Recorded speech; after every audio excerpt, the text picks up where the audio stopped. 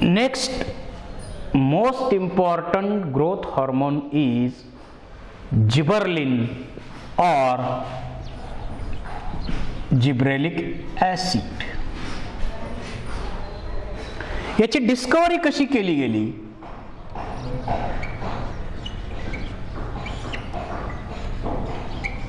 कोनिसी नावाचा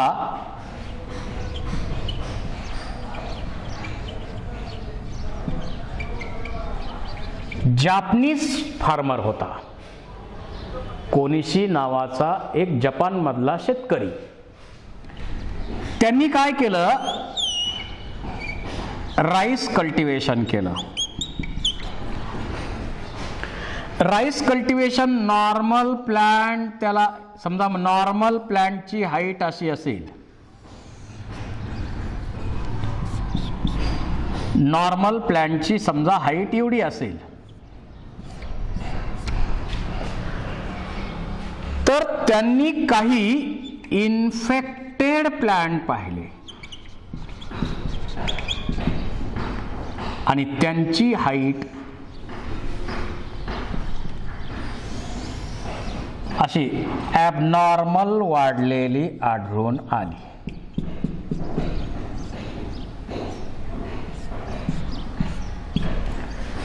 So this is a abnormal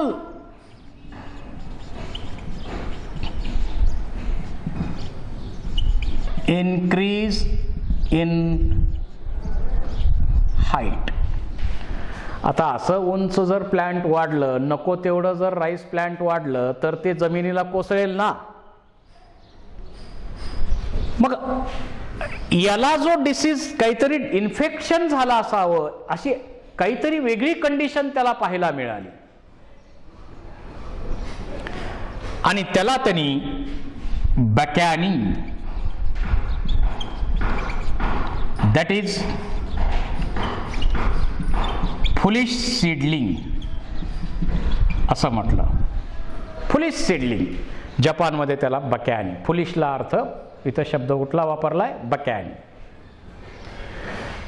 त्याच्यानंतर Kurosawa या सायंटिस्टनी हे कशामुळे घडलं याचा स्टडी केला. त्याला आढळून आलं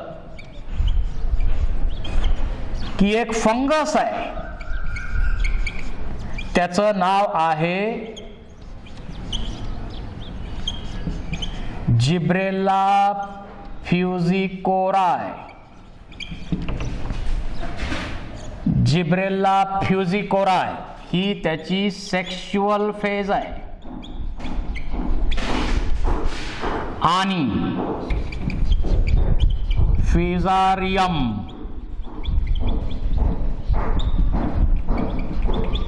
मोनिलिफॉर्मी असेक्शुअल फेज आहे.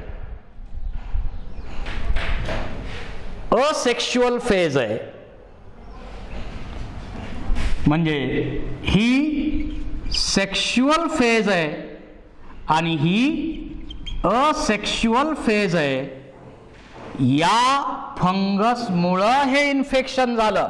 या फंगसनी इन्फेक्शन केलं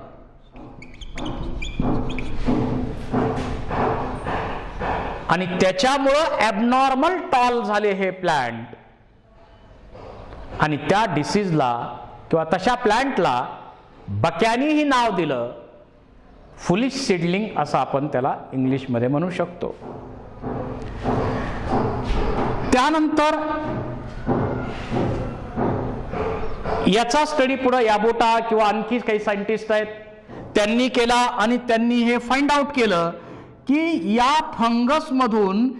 फंगसमधून काहीतरी केमिकल सिक्रीट होत असलं पाहिजे.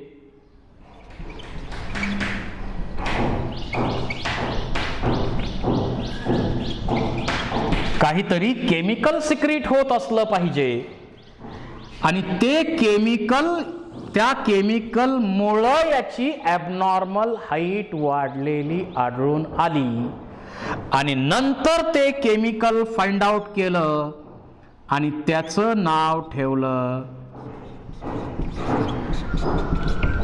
जिब्रॅलिक ॲसिड और जिबरलिन. नंतर अनेक असे केमिकल्स आयडेंटिफाय केले गेले, हार्मोन आयडेंटिफाय केले गेले. Near about 100 types of gibberellic acids are identified. 100 किंवा त्यापेक्षाही जास्त प्रकारचे जिब्रेलिक ॲसिड्स सारखे हॉर्मोन्स वेगवेगळ्या प्लांटमधून आयडेंटिफाय केले गेले. याच्यापैकी मोस्ट कॉमन जे आहे ते आहे GA3. त्याचा formula C19H22O16. Which of the following is a most common type of gibberellic acid? असा MCQ विचारला जातो, तर ते आहे GA3. GA3 नावाचं जिब्रेलिक ॲसिड मोस्ट कॉमन आहे. तर ही झाली या जिब्रेलिक ॲसिडची डिस्कवरी.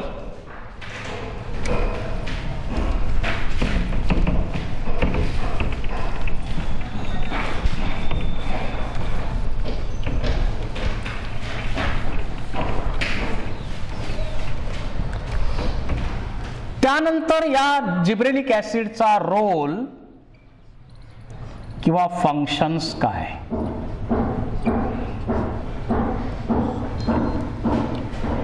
एक, it stimulate the stem elongation.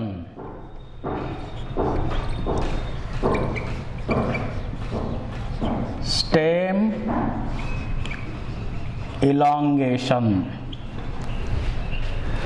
जर एखादी स्टेम आहे, समजा ती नॅचरली अशी असेल, पण या स्टेमला आपण जर जिब्रेलिक ॲसिडची ट्रीटमेंट दिली तर ही स्टेम अशी इलॉंगेट होईल. So this hormone stimulate the elongation of stem. एखादं प्लांट डॉर्फ आहे, त्या डॉर्फ प्लांटला जर जिब्रेलिक ॲसिडची ट्रीटमेंट दिली तर ते प्लांट काय होणार? टॉल. तर अशी ट्रीटमेंट आपण देऊन त्या प्लांटमध्ये स्टेमचं इलॉंगेशन करू शकतो. त्यानंतर लीफ एक्सपान्शन. जसं एखादा प्लांट आहे, त्याच्यावरती हे लीफ आहे, त्या लीफची साईज एवढी आहे, पण त्यालाच आपण जिब्रॅलिक ॲसिडची ट्रीटमेंट दिली तर त्याच्या लीफचा आकार असा मोठा होईल. That is leaf expansion. Leaf expansion यासाठी त्याचा वापर करता येतो. एखादा प्लांट डॉर्फ आहे,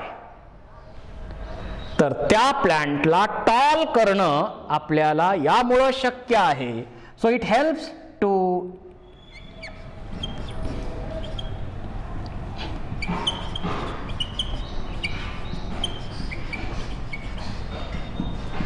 रिव्हर्सल ऑफ डॉर्फिझम. एखादा प्लांट डॉर्फ आहे, त्याला जर आपल्याला टॉल करायचं असेल तर जिब्रेलिक ॲसिडचा वापर केला जातो. त्यानंतर बोल्टिंग फेनॉमिनॉन आहे. काही प्लांट आहेत, in some plants first season मध्ये ते डॉर्फ राहतात.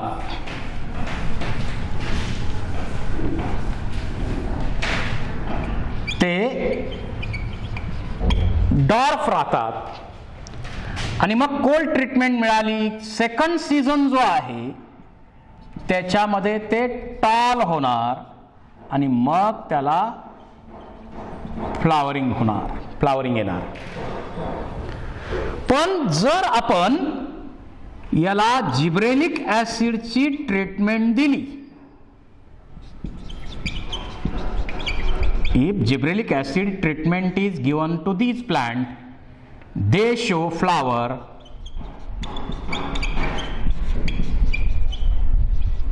in one season. एकाच सीझन मध्ये त्याला फ्लावर येणार.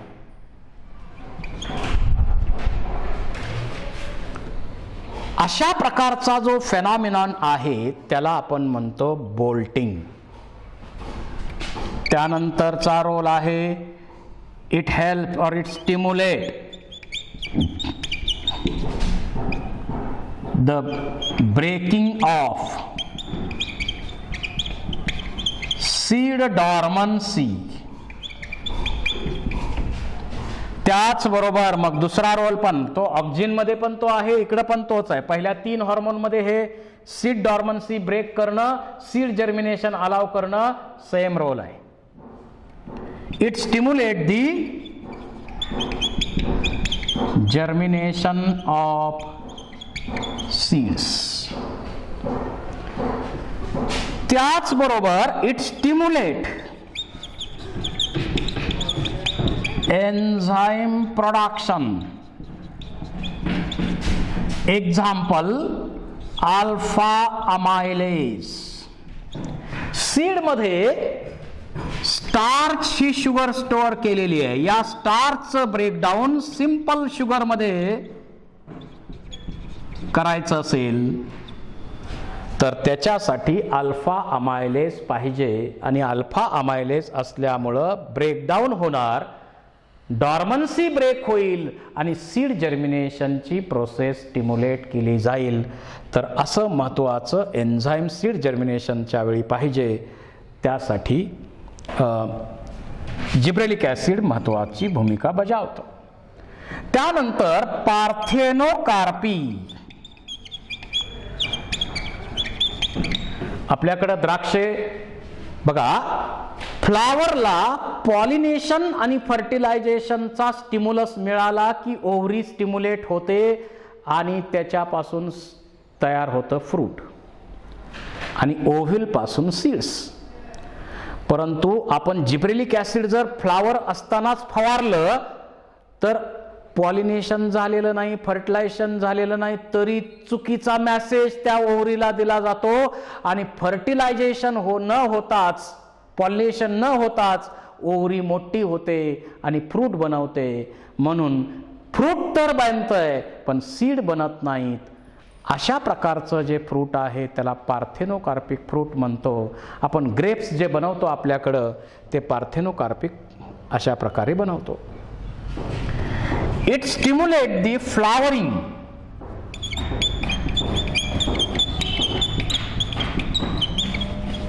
It stimulate the flowering in long day plant. Long day plant मध्ये फ्लावरिंगची प्रोसेस स्टिम्युलेट करतं. त्यानंतर सेक्स एक्सप्रेशन. जसं कुकुरबिटा असेल त्याच्यामध्ये जर आपण जिब्रेलिक ऍसिड फवारलं, ट्रीटमेंट दिली तर मेल फ्लावरची संख्या जास्त तयार होते. म्हणजे ऑक्सिन फिमेलच्या बाजूने आहे, जिब्रेलिक ऍसिड मेलच्या बाजूने आहे. मेल फ्लावर जास्त तयार होण्यासाठी जिब्रेलिक ऍसिडची आवश्यकता आहे. त्याचबरोबर पोलन जर्मिनेशन. पोलन ग्रेन जे आहेत, या पोलन ग्रेनचं जर्मिनेशन होऊन मेल गॅमेटोफाइट बनण्याची प्रोसेस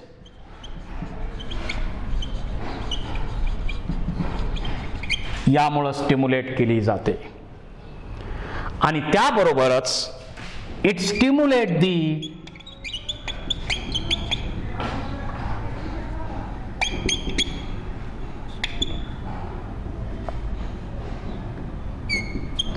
ट्रॉफिक मोमेंट्स ज्या आहेत त्या मोमेंट्स पण जिब्रेलिक ॲसिडमुळं स्टिम्युलेट केल्या जातात. हे झाले जिब्रेलिक ॲसिडचे roles. This is about gibberellin और जिब्रेलिक ॲसिड.